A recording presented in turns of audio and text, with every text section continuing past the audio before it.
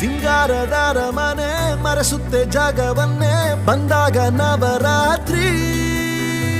ಅಂಬಾರಿ ಮೇಲೇರಿ ಚಾಮುಂಡಿ ಬಾರುತ್ತಾಳೆ ನಾಡಿಗೆ ಶುಭ ಕೋರಿ ಲೋಕದ ಕಣ್ತುಂಬುವ ದಸರೆಯ ಆ ವೈಭವ ಎಲ್ಲಿಯೂ ಸಿಗಲಾರದು ಇಂತಹ ಸಿಹಿ ಅನುಭವ